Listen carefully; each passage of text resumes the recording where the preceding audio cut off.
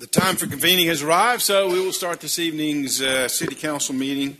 I would like to call this meeting of the Sandy Springs City Council to order for Tuesday, November 19th, 2024. Will the City Clerk please make the announcements and call the roll? First, I would like to remind those in attendance, please silence all cell phones and other electronic devices at this time. Individuals who would like to provide public comment at a City Council meeting are required to complete and submit a public comment card in advance of a meeting.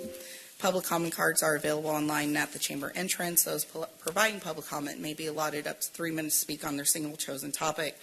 As I call roll, please confirm your attendance. Mayor Rusty Paul. Present. Councilmember John Paulson. Here. Councilmember Melody Kelly. Present. Councilmember Melissa Mueller. Here. Councilmember Jody Rochelle.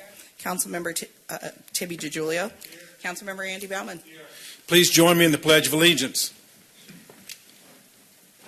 I pledge allegiance to the flag of the United States of America and to the republic for which it stands, one nation, under God, indivisible, with liberty and justice for all. Madam Clerk, have we received any public comment cards? Yes, we've received 3 this evening. The first is from David Lundquist, who will be followed by Bill Griffith. Mr. Lundquist. Okay, next we have Bill Griffith, who will be followed by Kimberly Oliver. Mr. Griffith, welcome.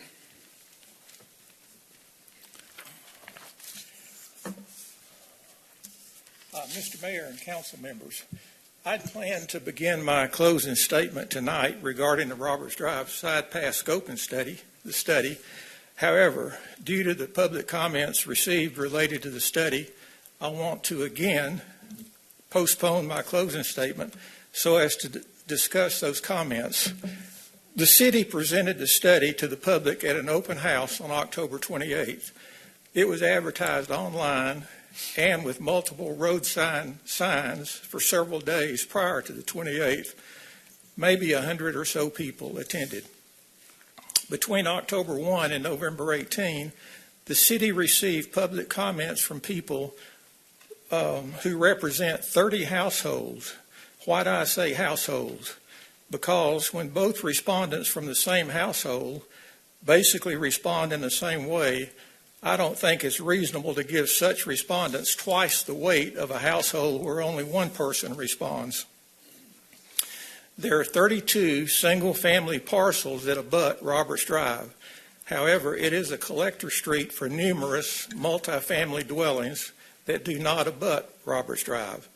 I think it's important to note that the households that do abut Roberts Drive have a much greater financial and privacy concern in this matter than do those households that do not abut Roberts Drive. In other words, the abutting households have skin in the matter, whereas the non-abutting households do not. What were the results? Overall, 2/3 of the households support the study. However, most of those households do not have skin in the matter. In more detail, of the 30 household responses, 2/3 of the households support the study. However, most of those households do not have skin in the matter.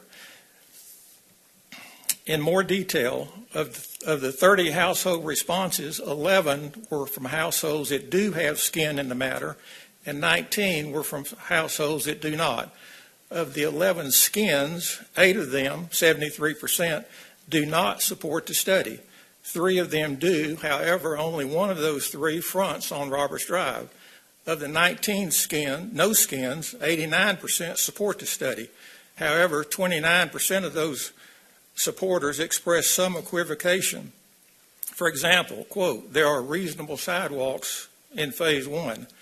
What can we take from those public comments? Only 11 of the 31 owners of the 32 single-family parcels that abut Roberts Drive were represented in those comments. Given that 73% of those 11 do not support the study, it's easy for me to believe that the overwhelming majority of the respondents don't. I'm running out of time. I'll send the stuff to you. We meet every 2 weeks, Mr. Griffith. I'm sure you'll be back. I will. Thank you. All right. Kimberly Oliver. Miss Oliver.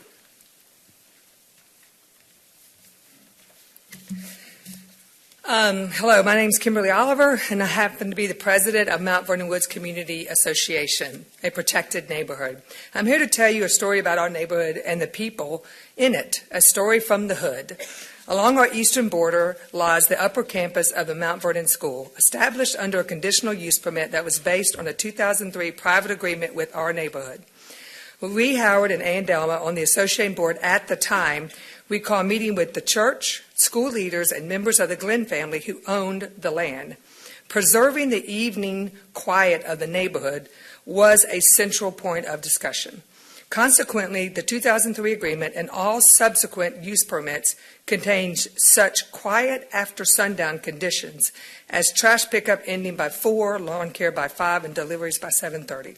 A prohibition of no lighting of the recreational fields has also been included in all subsequent use permits, deed covenants, and other legal documents spanning the period from 2005 through 2017.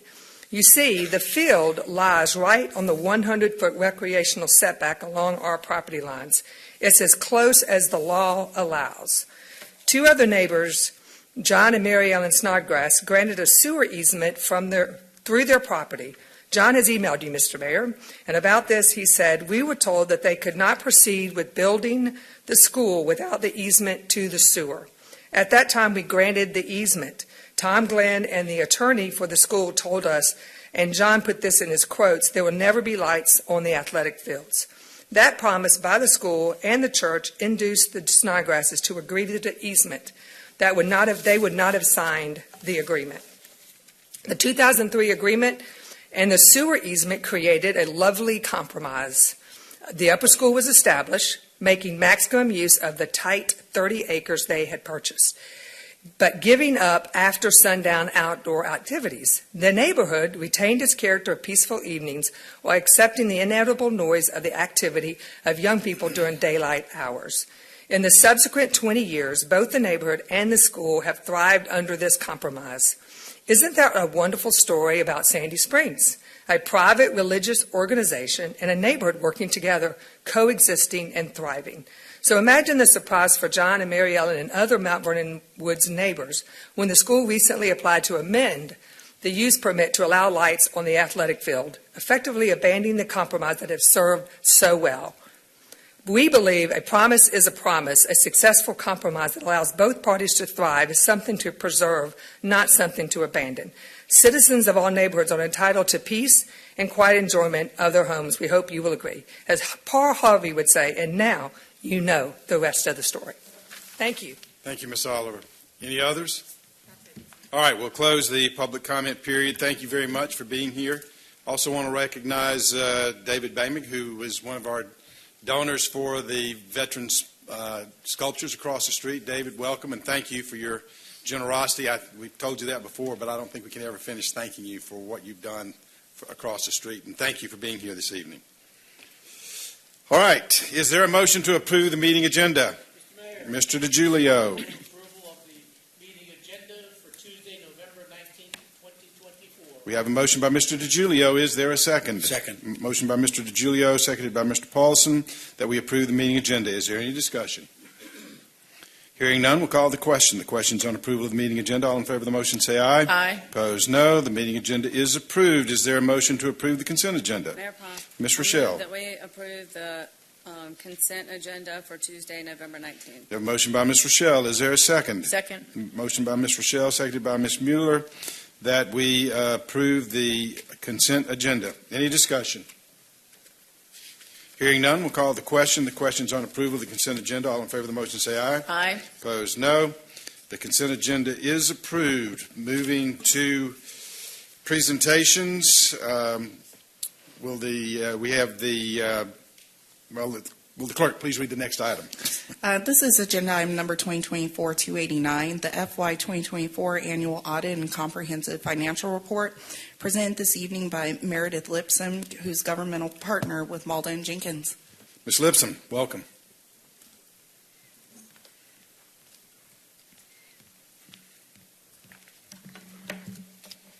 Do I control this?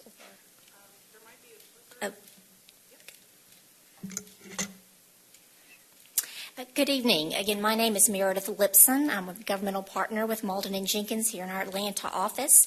Adam Fraley, who is is the audit partner for your particular audit, had a conflict this evening and asked me to stand in for him. So I appreciate the opportunity to be here to present the fiscal year 2024 audit results. As part of our audit presentation, we'll talk to you a little bit about the engagement team, give you an overview of the audit opinion and the financial statements and reports. There's certain items that we're required as auditors to communicate to you all, and we'll talk about that. We have a presentation of some graphs, some financial trends that we'll discuss, and then any accounting recommendations and related matters. If you have any questions, please don't hesitate to raise your hand or speak up. I'm more than happy to entertain those questions. The dashboard that you see here gives you a little bit of information about our governmental practice. We cross 6 states with 14 offices. The governmental auditing practice is one of our largest practices, largest niches within our firm, and we're very proud of it. So your audit, as far as the audit opinion goes, our responsibility under the auditing standards generally accepted in the United States are to perform the audit in accordance with government auditing standards. The objective is to provide reasonable but not absolute assurance that the basic financial statements are free of material misstatement. As always, the financial statements are the responsibility of management, and our responsibility is to express an opinion based on our audit procedures. We did issue an unmodified opinion. That's a clean opinion, the one, of course, that you want to get. The financial statements do present fairly in accordance with accounting principles generally accepted in the United States, and our responsibility does not extend beyond the financial information that's contained within our report. The financial statements and footnotes, just a few highlights here. The statement of net position, which is under the full accrual basis, which really is kind of better known as a balance sheet. Your total assets and deferred outflows of resources increased from approximately $831.5 million to $881.375 million. The largest part of that increase is related to your increase in your capital assets. Cash and cash equivalents did decrease from approximately $206.9 million to $202 million. Capital assets, as I just mentioned, net of accumulated depreciation and amortization increased from approximately $540.96 million to $609.6 million. As far as your liabilities and deferred inflows go, they decreased from approximately $267.7 million to $264.2 million. The majority of that decrease is due to the repayment of your debt that you all have outstanding. Your net position or your equity increased from approximately $560 million to $617.2 million. Increase is reconciled on the statement of revenues, expenses, and changes in net position. Approximately $416.8 million of your net position represents your investment in capital assets net of related debt, which means that portion is not spendable. It's all taken within your capital assets. As far as your operations go, total revenues increased from approximately $48.5 million to $61.3 million. The majority of that increase is capital grants and contributions related. You all had about $13 million more in federal grant revenues than you had in the previous year. Program expenses increased from approximately $130.6 million to $140.2 million.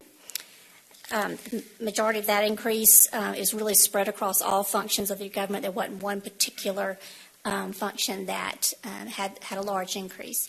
Your general revenues increased from approximately $128.7 million to $135.8 million. The biggest increase in those general revenues related to your interest income. Of course, as the markets were more favorable in fiscal year 2024, you all had a significant increase in your interest income of approximately $5 million. The change in your net position was an increase of approximately $57 million for fiscal year June 30, 2024. As far as the compliance reports go, not only do we issue an audit opinion, which of course was your clean, unmodified opinion, but we also issue to two compliance reports. One is what we refer to as our Yellow Book report. It's a report on internal controls and compliance with laws and regulations. The other report is a single audit report that's required by the OMB single audit standards. The single audit is required for all governments who expend in excess of $750,000 a year in federal funds. The major program that was audited this year for the city was the Coronavirus State and Local Fiscal Recovery Fund. And I believe that's really the one that's being audited by all governments right now as major. As far as our audit scopes and procedures, we do confirm cash, your debt, and any other confirmable items out there. We vouched and substantiated additions of capital assets, construction in progress, and your retainage payable accounts. We also performed searches for unrecorded liabilities of unpaid vouchers and subsequent disbursements. And those are three of the biggest items that are part of our audit process. Certainly many more, but those are some of the biggest items that we rely on. Significant accounting policies. The significant accounting policies are outlined within your annual comprehensive financial report. Management is responsible for the use of appropriate accounting policies.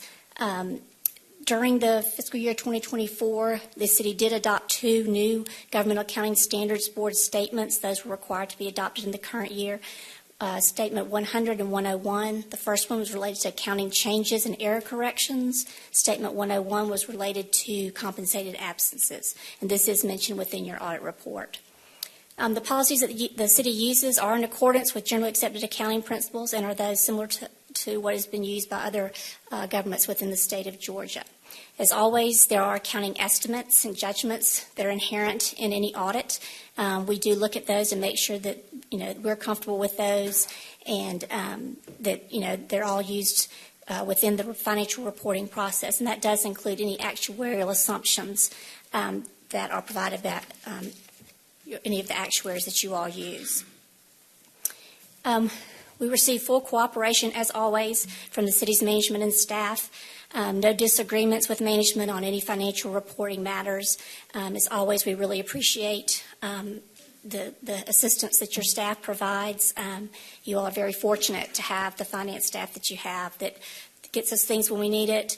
Any questions that we need are addressed almost immediately. And just, again, you're very fortunate to have such a strong financial staff. Management representation, we do request representation from management at the end of the audit, and we did receive that.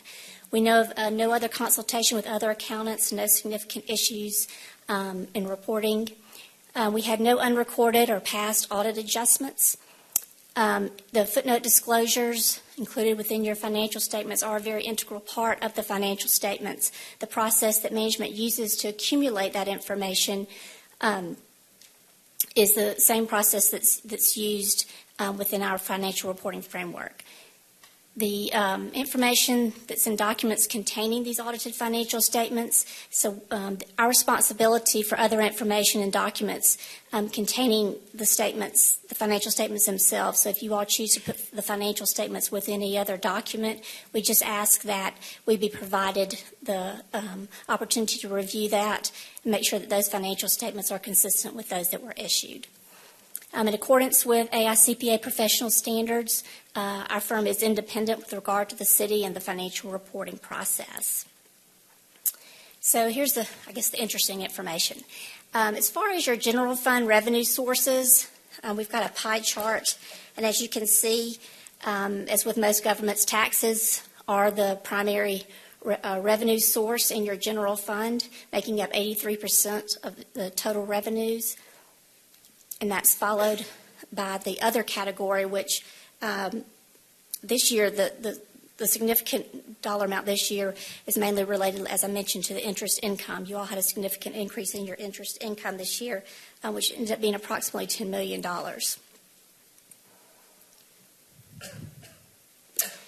Your general fund tax sources, as you can see, property taxes, sales taxes, and the other taxes. Property taxes, of course, are the larger of the three.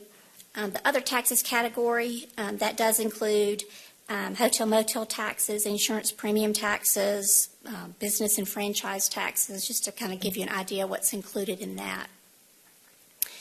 The 5-year tax trend, as you can see, from 2020 to 2024, each year all 3 categories of the taxes have increased, which you all are very fortunate. You never know what's going to happen, with the economy and how things will pan out. So again, you all have had an increase each year. We don't ordinarily see that, especially when it comes to some of the property taxes, but over the past few years with the assessed values increasing, we are seeing that to be a trend. Your general fund expenditures by function, as with just about all of the governments we work with, public safety is the largest function of expenditures, 42%. And that's followed closely by your general government and then by public works. 5-year trend of your general fund revenues versus expenditures. As you can see, in the past 5 years, fortunately, revenues have outpaced expenditures in each of the 5 years. And actually, the revenues tend to be outpacing those expenditures on a pretty even keel throughout those 5 years. The net change, the difference between your expenditures and your revenues for fiscal year 2024 was an increase of approximately $5 million increase in your fund balance, so excess of your revenues over your expenditures for fiscal year 24. Your general fund balance, as you can see, the fund balance is made up of unassigned amounts, assigned amounts, and amounts that are non-spendable. Your unassigned balance, or the amount that is not encumbered, that's free to utilize, is $35,710,000, and the assigned amount of $31,591,000, that is assigned for future, for fiscal year 25 appropriations. And then that small amount, the non-spendable, that just includes those amounts that are in assets that are not spendable, like prepaids and inventory. Very small amount there. So of the total fund balance in your general fund, $35.7 million is what is unassigned. As far as comments, other matters, and findings, we had none to report in fiscal year 24. Congratulations. I think that's usually what you all see, but I certainly can say that's not the way it is with a lot of the governmental entities that we work with. So no comments and no findings and no recommendations for improvement came out of the audit process. A few other items just want to make sure that you're aware of. We do have a governmental advisory services practice that's totally separate from our audit practice, totally separate group of individuals that have a number of items that they can offer. If you all are ever interested, if you ever see anything that you think that this group can assist with, we'd be more than happy to get you in contact with them. They work with a large number of governments all across the Southeast. We also offer IT and cybersecurity solutions. Again, a whole other separate team, thank goodness, because that's certainly not my thing. But a whole separate team from the audit team. There are new accounting pronouncements, as always, from the Governmental Accounting Standards Board that are on the horizon. The first one, number 102, is the only one that I believe is applicable for the upcoming fiscal year 25. The others are applicable for future years, but we just wanted to present them to make sure that you all are aware of what's out there that will have to be adopted. None of these should have any significant effect on the accounting practices of the reporting process. A few more, again, the Governmental Accounting Standards Board never seems to stop issuing new pronouncements. And then there's some things that they haven't issued pronouncements about, but that they are looking to issue pronouncements about, and so that is also included within this list. Just a reminder that we do offer free quarterly continuing education for all of our clients. We offer it, like I said, on a quarterly basis. If you all are ever interested, if you're not on our email list, if you're ever interested in participating, we'd love to have you. Just reach out to Adam, or you can let Tony know, and she can certainly give us your email information. We'd love to have you attend that. I know that was real fast, but if there's any questions, I'd be glad to address those. Any questions of the auditor? All right, I thank you very much. Tony and her team have done a phenomenal job. Last 2 Absolutely. years, no findings, and I know the city manager wants to say a few things about this, so I'll turn the floor over to city manager. Thank you, Mr. Mayor. I can't understate the importance of the annual audit and reporting on what we've been doing and the hard work of Tony and Michael Van Heater and our finance and accounting team that have really done a yeoman's job making sure that this is the second year in a row that we've had a totally clean audit. Personally, I'm extremely proud of their hard work and all of our departments for the work that they do to make sure that we use our tax dollars wisely serving Sandy Springs. All right, well, thank you, and I echo that. Tony and her team does a great job. Thank All right, you. Thank you very much. All right, moving to public hearings, will the clerk please read the first item? Agenda item number 2024-290. This is consideration of a resolution to approve a Metropolitan River Protection Act certificate for River Corridor Review RC 2403SS for property located at 680 River Chase Point, presented by Planning and Zoning Manager Michelle McIntosh Ross. Ms. McIntosh Ross.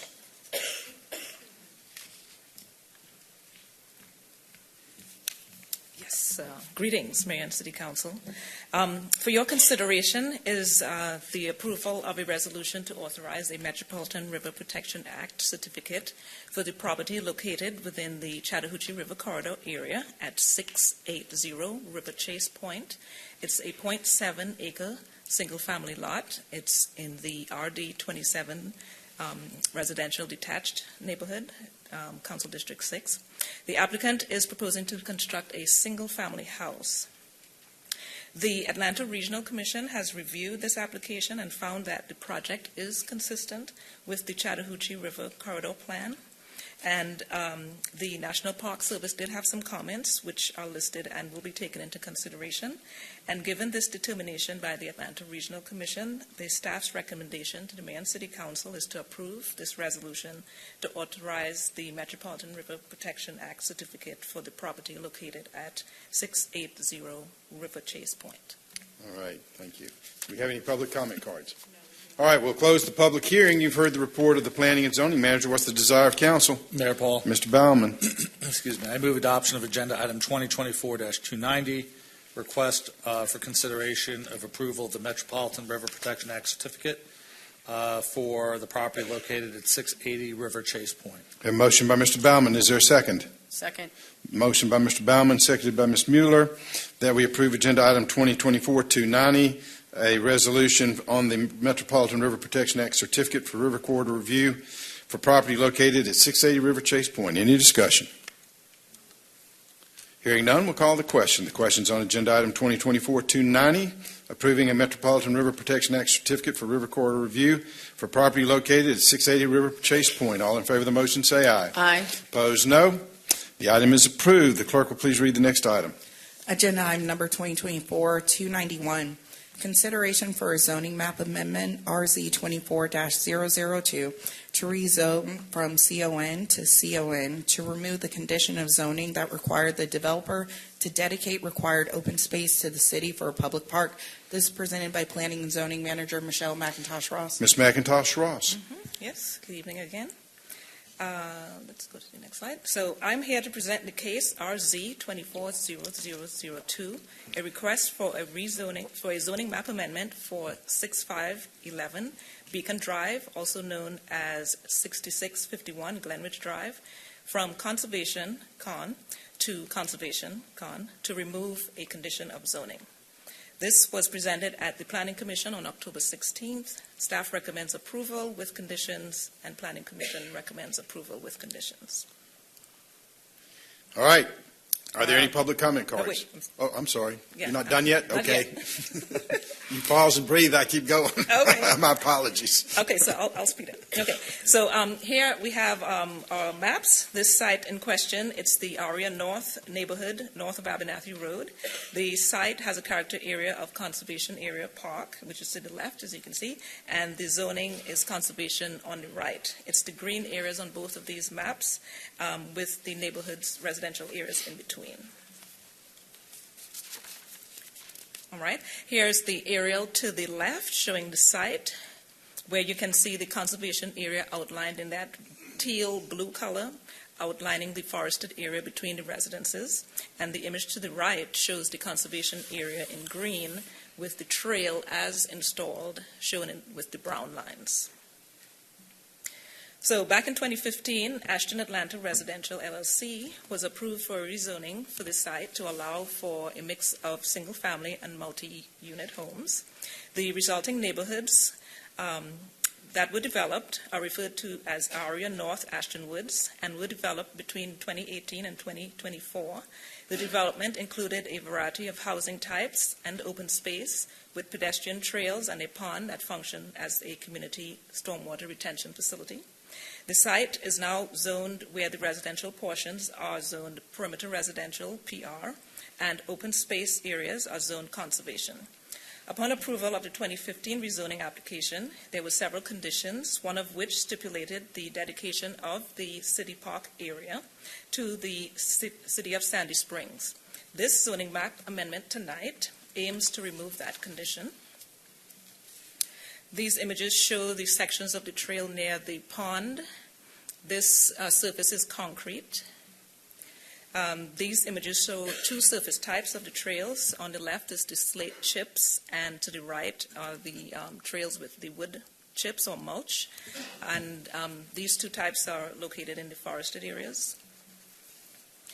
The favorable recommendation by Staff and Planning Commission is consistent with the conditions that the request closely aligns with the goals and the intent of the Comprehensive Plan, Next 10, and the city codes. The amendment tonight keeps the subject site as conservation, which is intended for land that will remain permanent conservation, passive park, or other open space. The current use of the area includes several trail segments, a water feature, which these are all consistent with the zoning classification. The zoning and character area are not affected by this zoning map amendment request. The only change is that the land will not be dedicated to the city as a park. The park will continue to be conservation and open space regardless of ownership. The character area designation and the zoning designation remains intact. And here is the staff recommendation to approve the zoning map amendment to remove the condition that required the developer to dedicate the open space to the city. And this shows the condition in its entirety that will be removed from if the board approves the application. And that is my presentation. All right. Madam Clerk, we received any public comment cards? We have not. All right, we'll close the public hearing. You've heard the report of the Planning and Zoning Manager. What is the desire of council? I'm sorry, Mayor. I believe the applicant wants to speak. Is that correct? Okay, you turned in a public comment card? I did not, but She I is- was elected not to. Right, because she's... Okay, so you're entitled. Okay, come forward.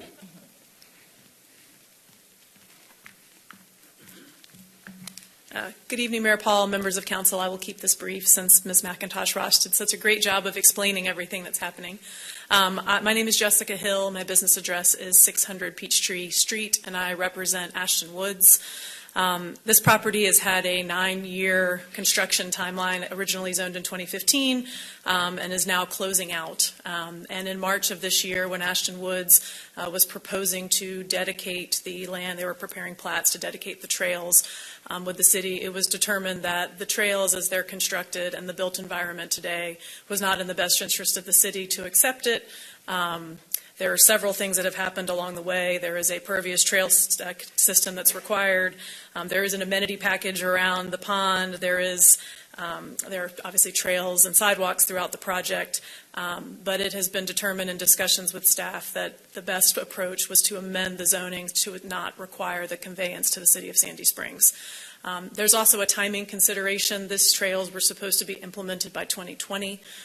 The first phase of trails was proposed to be conveyed in 2018, but it was determined that because it was an ongoing construction site, there was really no benefit to Sandy Springs to convey trails that couldn't be used.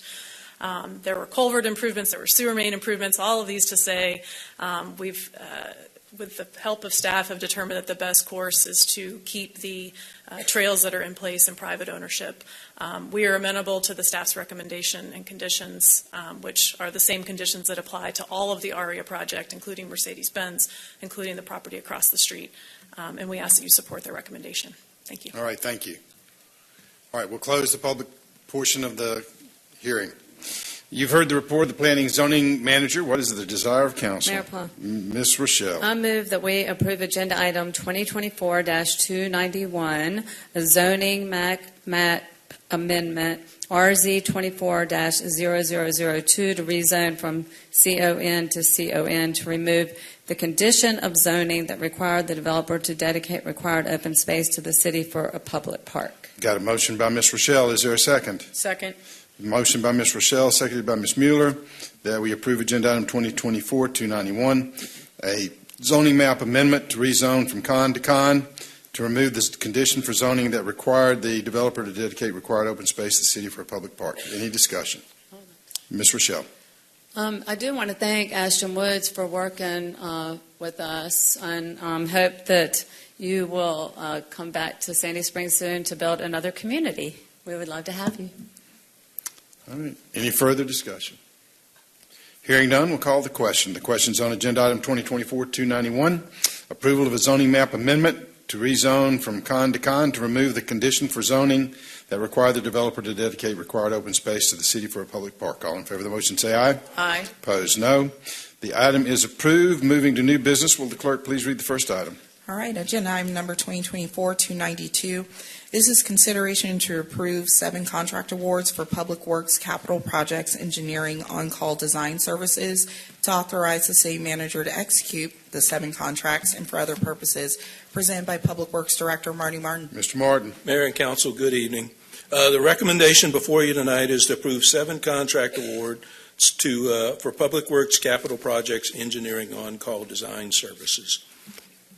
In this case, to the following firms: Atkins Realis USA, Atlas Technical Consultants, BCC Engineering, Gresham Smith and Partners, Kimley Horn and Associates, NV5 Engineers and Consultants, and Trans Systems Corporation. A little background to this award recommendation tonight. The city issued an RFP, Capital Projects Engineering on-call design services, on June 26, 2024. Purchasing subsequently conducted a non-mandatory pre-proposal meeting on July 10th of this year, and procurement process closed on August 16th of 2024. The city received proposals from some 21 firms at that time. After a preliminary evaluation by our purchasing staff, 4 of the proposals were deemed to be non-responsive, as in they lack some of the mandatory submittals associated with the submittal process. And from there, the remainder of the consultants were evaluated. Project types intended to be supported with this on-call design contract work include sidewalk and streetscape projects, roadway and intersection improvements, to include traffic signal design, and stormwater improvement projects. Based on previous capital projects on-call design contracts, the city anticipates somewhere between $500,000 to $1 million in design awards each fiscal year. With that said, after review of the scores of the applying consultants by an evaluation committee of some 4 staff members, to include Joan Estenball, Maggie Grant, Bill Lotz, and Wesley Waters within our CIP unit, based on the evaluation criteria of capital project design approach, survey service and right-of-way coordination, utility coordination, project management team, similar project experience and references, and project quality control, The evaluation team recommended that 7 of those firms, the 7 highest scoring firms, Trans Systems, Kimley Horn, Atkins Realis, Atlas Technical, Gresham Smith, BCC Engineering, and NV5, be awarded an initial year contract award with the option to renew over a course of 5 years. The remainder would not get awarded a contract in this case. As I mentioned earlier, these services could be provided on a number of different CIP-related projects. What they could not use would be, for instance, federal procurements, where we're required to use a Brooks Act type procurement for those. However, for the remainder of our work, these would be a go-to source. And as councilman, as you were well aware from a few years ago when we talked about sidewalk delivery improvement, having on-call consultants available to us can help us with expediting a project delivery schedule, especially where it relies upon a procurement period and procurement time to obtain the services of a design consultant in the first place. So with that, we recommend these 7 awards tonight. Okay, you've heard the report of the Public Works Director. What's the desire of council? Mayor Paul, Mr. Paulson. I move approval of agenda item 2024-292, approve 7 contract awards for Public Works capital projects, engineering, on-call design services, and to authorize city manager to execute the 7 contracts and for other purposes. Motion by Mr. Paulson. Is there a second? I'll second.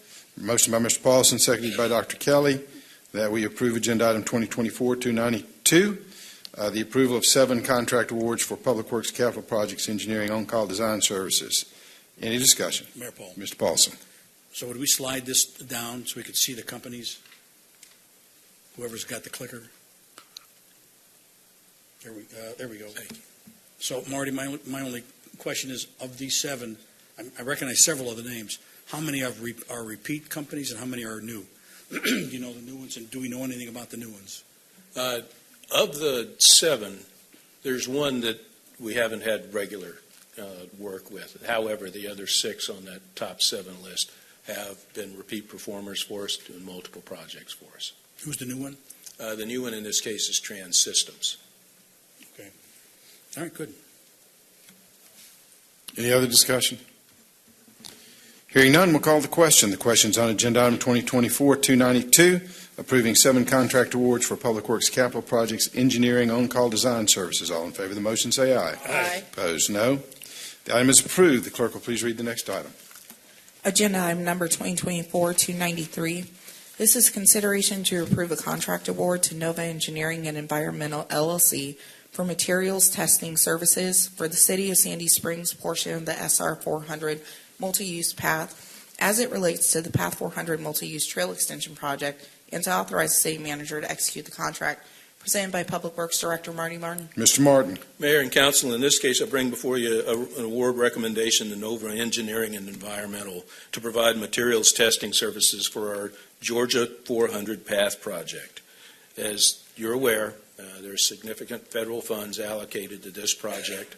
Along with that significant federal funding, there's a fairly significant burden on materials testing and certification associated with receiving that federal grant and ensuring the payments are made to the city. In this case, on August 23rd, 2024, the city issued a request for quotes, seeking quotes from qualified consultants to perform materials testing for this project. And the city received 2 quotes by the September 24th deadline, those being Nova Engineering and Environmental and Goodwin Mills Kaywood, both firms we've used in the past for similar services. Upon review of the responses, staff recommends that the award be made to the lowest, most responsible and responsive bidder, in this case Nova, in the amount of $285,380.40. You've heard the report of the Public Works Director. What's the desire of council? Mr. DiGiulio.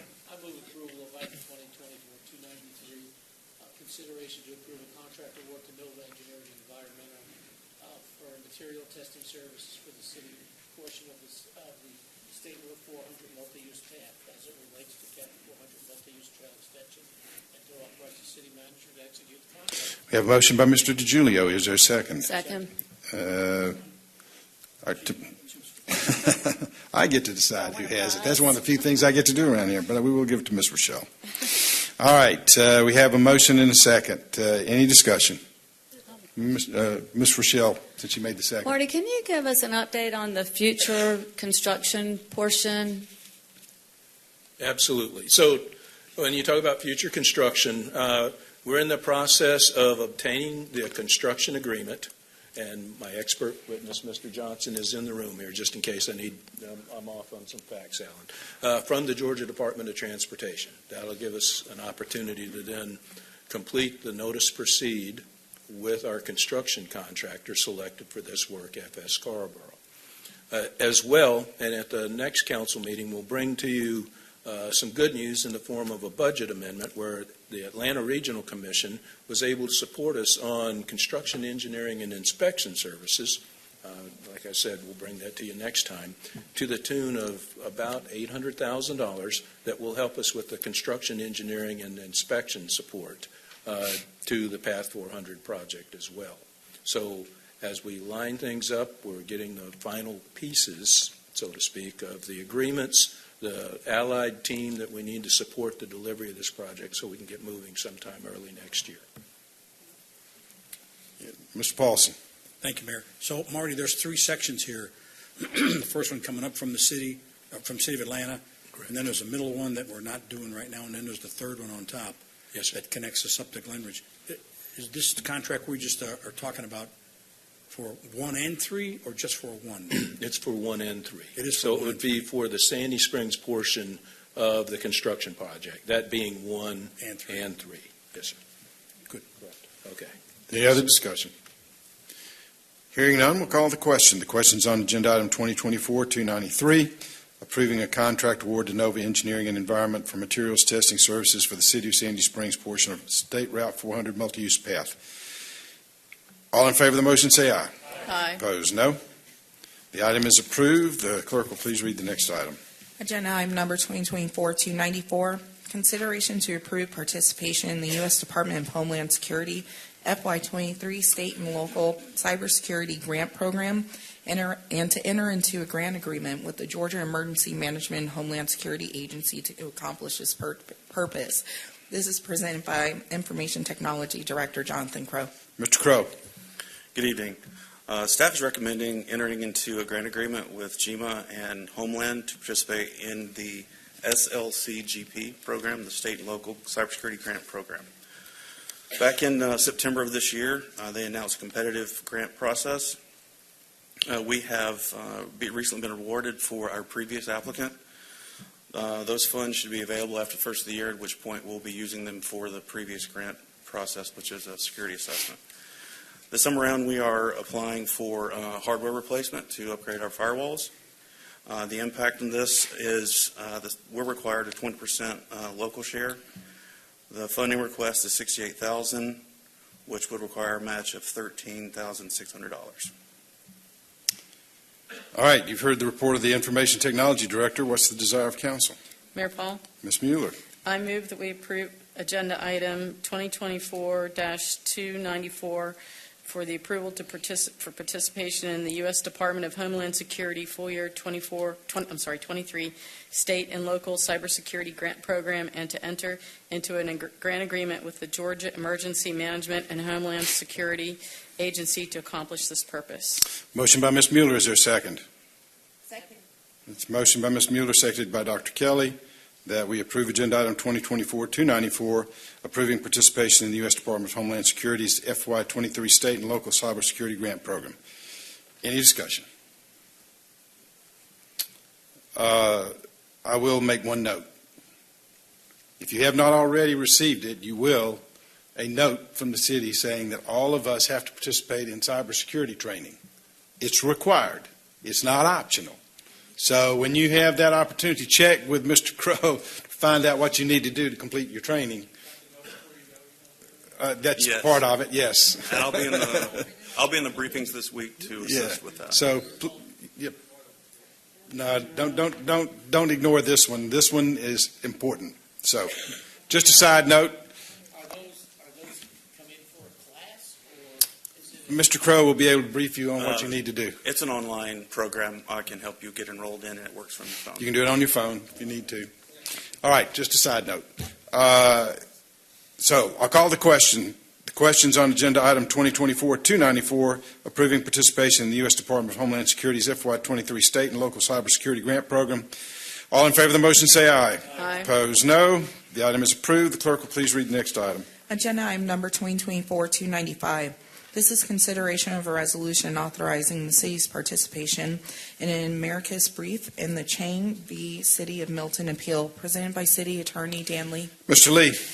Mayor and Council, up until approximately 4 months ago, the law in Georgia was clear that a person leaving the roadway, that would be the paved part of the roadway, striking an object was at fault, period, end of story. A case occurred in Milton, happened 2016. A young man died after leaving the roadway and struck a planter that had been in the roadway some 6 feet off the roadway long before even Sandy Springs was formed, but long before Milton was formed. And the young man died. Lawsuit was filed. Jury trial was had. A $35 million verdict was gained by the plaintiff. The case was appealed to a 3-judge panel of the Court of Appeals, and their decision has expanded the definition of what the roadway is to include an area that would allow a driver to safely leave the roadway and come back. And as anybody in the municipal government business knows, that there are many, many things in the rights of way of the cities around the state, including the county.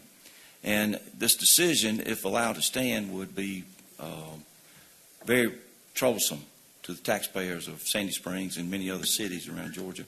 And they're seeking the amicus brief from 17 different cities, including Sandy Springs. And my recommendation is that the Sandy Springs interests are in the overturning of this case and bringing the law back into order for good operation of municipal government.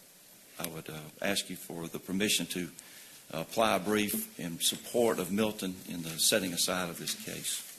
Mr. Lee, could you enumerate some of the things that might come into play if under this act or under this court decision? Well, just like the object that was involved in this tragic wreck, the city of Milton did not place it there. And we have a really robust and a very good operation here trying to control the right-of-ways of Sandy Springs where permits are issued. In the last 2 years, the city has issued 589 permits to place objects within the right-of-way by entities who have an authority that was granted to them by the legislature that we cannot control. Small cell towers, 5G operations, many light poles, telephone poles. And that's not even getting to mailboxes. And this law, as it stands now from the Court of Appeals, if the city has knowledge of the placement of the object and the nuisance, the city could be held liable for it.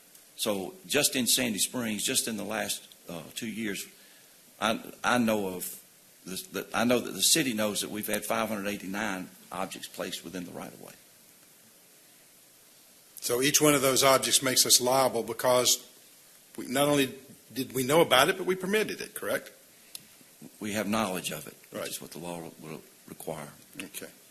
All right. You've heard the report of the city attorney. What's the desire of council? Mayor Paul. Mr. Baumann. I move adoption of agenda item 2024-295, request to authorize city's participation in the amicus brief in Chang v. City of Milton appeal. I have a motion by Mr. Baumann. Is there a second? Second. Motion by Mr. Baumann, seconded by Mr. DiGiulio, that we approve agenda item 2024-295, a resolution authorizing the city participation in an amicus brief in the Chang v. City of Milton appeal. Any discussion? Mayor Paul. Mr. Baumann. This is a very serious matter. Appreciate us doing it. And as the lone attorney on the council, I couldn't resist making a motion including the words amicus brief. So, no, but very serious matter, and I get it. And I think to clarify what you were responding to the mayor's question, we have knowledge, but there's a question as to what the city's role is in some of these. I want to make clear for future depositions potentially that our knowledge does not necessarily translate to some sort of implied or specific consent, approval, or design that we had to do it, that there are a lot of situations that are beyond our control. Is that? I think I heard you saying that. Is that right? To clarify the record. Absolutely. Of the 589 permits I was talking about, the city had no authority to deny the permits. One other big issue in this case is that where before the law was that the city had to have knowledge not just of the object, but that it was a nuisance. This planter had been there for, like I said, many, many, many years, never caused an accident that is recorded.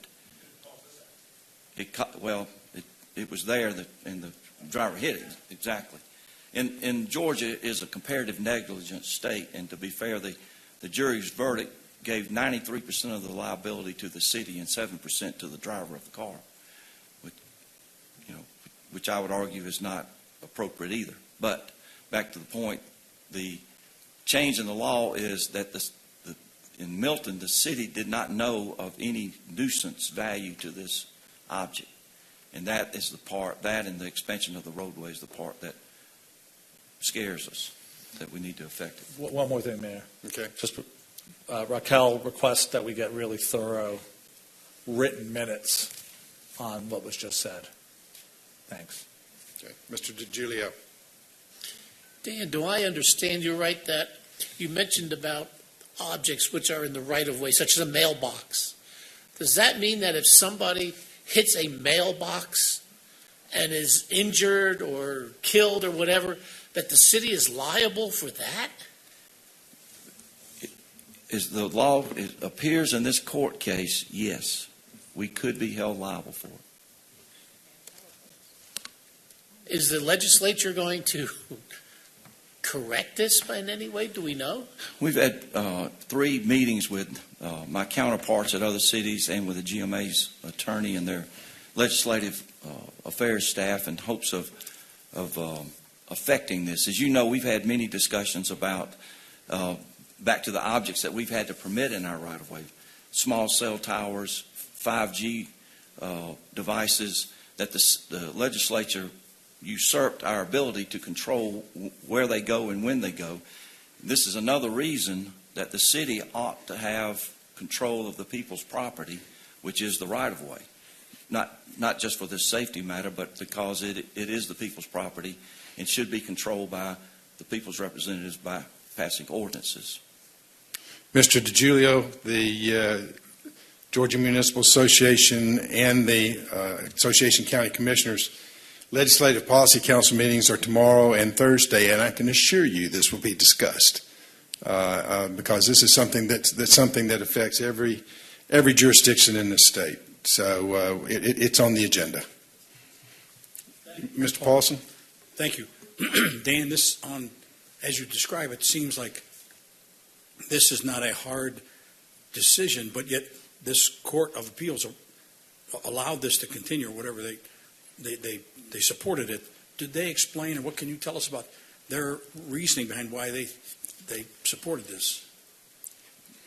The only thing I can share with you that's in the ruling is that there is a belief that the roadway, the definition of the roadway, which heretofore has been the paved portion of the road, needs to be expanded so that a driver can safely leave the road and come back if they are distracted.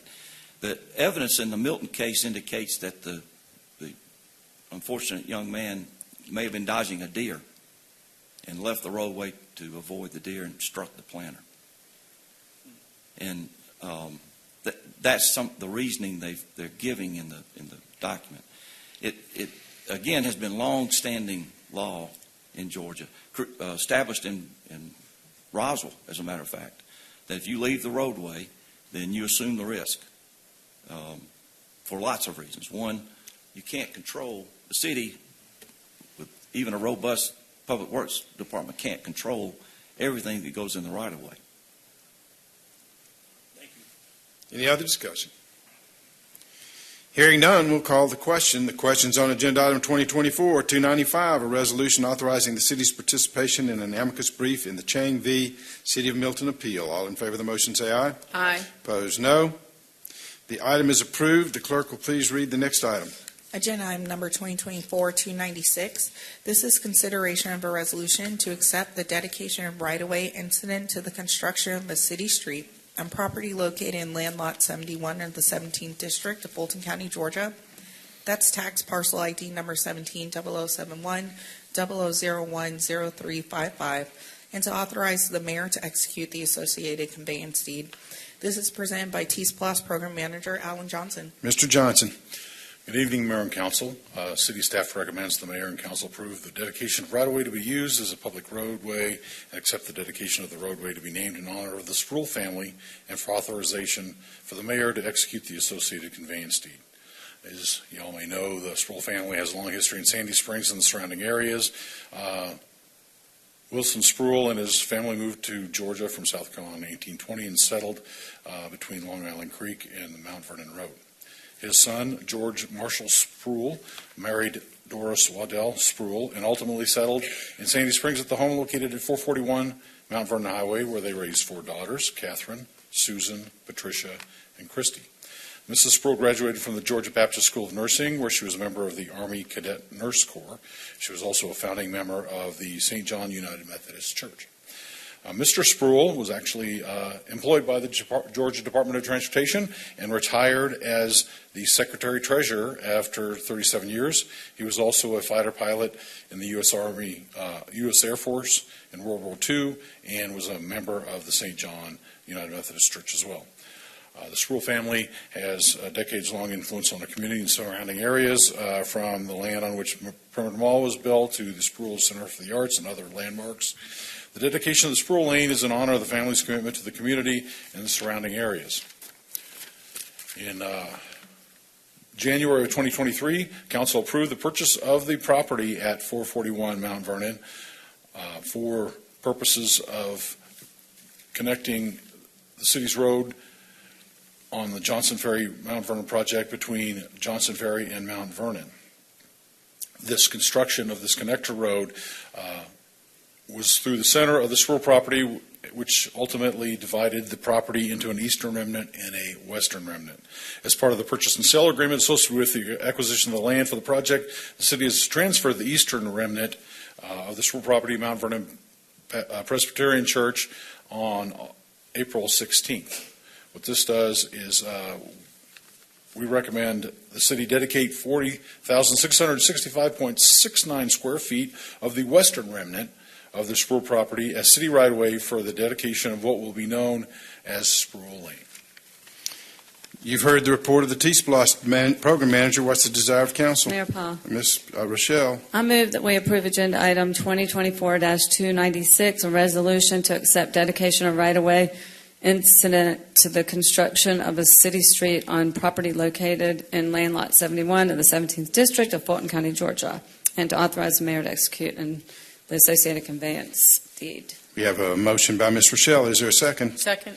Motion by Ms. Rochelle, seconded by Ms. Mueller, that we approve Agenda Item 2024-296, accepting the dedication of right-of-way incident to the construction of a city street on property located at Land Lot 71 of the 17th District, Fulton County, Georgia. Any discussion? Yeah. Ms. Rochelle.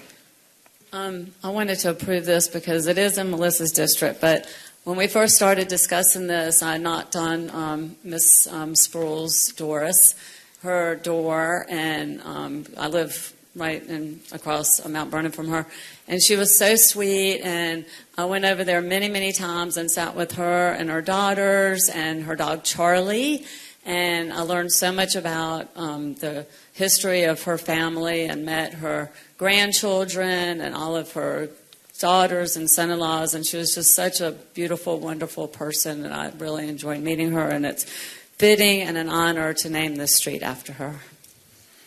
Thank you. Any further discussion? Hearing none, we'll call the question. The question's on Agenda Item 2024-296, a resolution accepting dedication of right-of-way incident to the construction of a city street on property located at Land Lot 71 of the 17th District of Fulton County, Georgia. All in favor of the motion, say aye. Aye. Opposed, no. The item is approved. Moving to reports. Got a couple of three things quickly to go through. One, thanks to everybody who came and participated, but particularly the staff who has to give up a holiday day to make sure that our Veterans Day ceremony goes off without a hitch, which they did again. Phenomenal day dedicating the sculptures across the street. that really are transformative, and I just want to thank the staff and everyone who participated and for making that such a memorable event. I got so many positive comments from it. In this room last night, we did something that we transformed Roswell Road. Roswell Road is now Restaurant Row, and the Visit Sandy Springs team, working with our communications department and others, came up with a magnificent map to give tourists who come into Sandy Springs a map showing where all the restaurants are. And they'll be printed, and the folks at the hotels can hand them out so that we'll direct people to our restaurants from the hotels in this area. Also, will be online, and there'll be an app that you can access it. And so we're going to provide different opportunities for people coming into our community, or even our own residents. I mean, there are a lot of restaurants I didn't even know about that existed. And I'm going to try some of them. I'm going to take my map around with me as I go to lunch and dinner around this town to go and experiment with some of the new ones. And I talked to you about the cybersecurity training. Please quickly get that done. In today's world, we get a lot of emails from people that we don't know. We assume most of them are constituents asking questions or working on problems. Many of them are fishing with a PH. Expeditions, and we need to go through this training to make sure we can spot those fishy-looking emails and don't open anything that can contaminate or jeopardize our system. So, John, his group have put this together, and I urge all of us to get that done as quickly as possible. That's the end of my report. Anybody else? Mr. Paulson. So, pop quiz. How many eating establishments are on Restaurant Row? 117. 117. Yeah. I couldn't believe it. Anyway, and that doesn't include every restaurant in Sandy Springs. It's just the ones that are a couple of blocks are on Roswell Road or within a couple of blocks of there that are in this kind of short area. It's in fact, if you were watching Channel 5 this morning, they were at Kaiser Steakhouse, and Peter Kaiser was talking about what a wonderful place this is to have a restaurant, and talked about what a magnificent tool this will be for businesses like his in town. So it's already being well received. Number two, those of you that are interested, the skating rink is open from now till January 10th or 20th, something like 18th, that. 18th, isn't it? So it's a lot of fun. And those who used to skate when you were younger, come on. Let's see what you can do. All right. Anybody else? All right. Staff reports. Go ahead, Ms. Carlisle. Good evening, Mayor Paul and City Council members. This is the review of your September 2024 unaudited financials. We are at 25% of the budget year. Revenues are at 9.27%, and expenditures are at 21.34%. Just an FYI, the property tax deadline is November 15th. Was November 15th. And we'll receive the largest portion of the property taxes, which are about 70% by the end of this week and the last week of the month. Expenditures, the departmental general fund expenses are shown on pages 9 through 28, and each department is managing according to budget. This concludes the report for September 2024. All right, any questions of the Chief Financial Officer about the unaudited numbers? All right, ladies and gentlemen, that brings us to the end of our agenda. Is there a motion to adjourn? Mr. DiGiulio. Mr. DiGiulio moves adjournment. Is there a second? Motion by Mr. DiGiulio, seconded by Mr. Paulson, that we adjourn. All in favor of the motion say aye. Aye. Opposed, no. We are adjourned at 7:08 p.m. Yep.